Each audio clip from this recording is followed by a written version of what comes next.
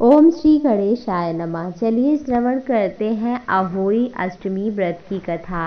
जिस तरह से महिलाएं अपने पति के लंबी आयु के लिए व्रत करती हैं करवा चौथ का, उसी तरह से ये व्रत कार्तिक कृष्ण पक्ष के अष्टमी तिथि को किया जाता है, जिसका नाम है अहोई अष्टमी व्रत कथा।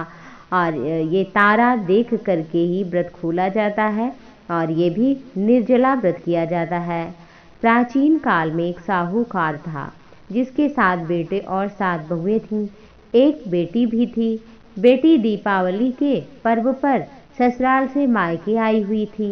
दीपावली पर घर को लीपने के लिए 7 बहुएं जंगल जा रही थी। मिट्टी लाने के लिए घर की लिपाई करनी थी। ननद बोली हम भी चलेंगे। भाभियों ने कहा चलो। साहूकार की बेटी गई और वो मिट्टी काटने लगी। तो जहाँ पर मिट्टी काट रही थी वहीं पर स्याहू शाही होता है, एक जीव होता है, तो अपने बेटों के साथ वहाँ रहती थी।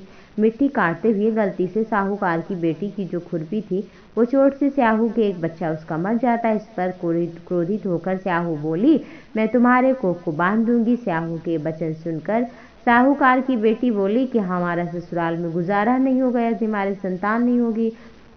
अपने 7 भाभियों से कहा, कोई नहीं माना। छोटी भाभी ने कहा कि चलो ठीक है हम बंधवा लेते हैं, और तैयार हो गई। फिर इस तरह से उसकी कोख बंध गई। इसके बाद छोटी भाभी के बच्चे होते तो मर जाते 7 दिन में। 7 पुत्रों को मृतक देखकर दुखी होकर एक विद्वान ब्राह्मण को बुलाकर पूछा, पंडित जी ऐसा क्यों होता है? पंडित जी ने सारी बात बताई। पंडित जी ने कहा एक सुरही गाय है, उसकी सेवा करो तो सब अच्छा हो जाएगा। सुरही सेवा से प्रसन्न हो जाती हैं और फिर वो प्रसन्न हो गई और उसे स्याहू के पास ले जाने लगी। रास्ते में थक गई, दोनों आराम करने लगी। अचानक साहूकार की छोटी बहू की नज़र एक तरफ गई। वहाँ पर देखती क्या है वो कि एक सांप गरुड़ पंखनी के बच्चे को डसने जा रहा था। वहाँ सांप को मार देती है। इतनी में गरुड़ पंखनी वहाँ आ जाती है और वो खून जब बिखरा हुआ देखा तो उसने सोचा कि छोटी बहू ने उसके बच्चे को मार दिया। इस पर बहू को वो चोंच मारना शुरू कर दिया। छोटी बहू इस पर कहने लगी कि उसने तो उसके बच्चे की जान बचाई है और उसको मार रही है। गरुड़ पंखनी इस पर बड़ी प्रसन्न हो गई, खुश हो गई और सुरही सही तो उन्हें स्याहू के पास पहुंचा दिया।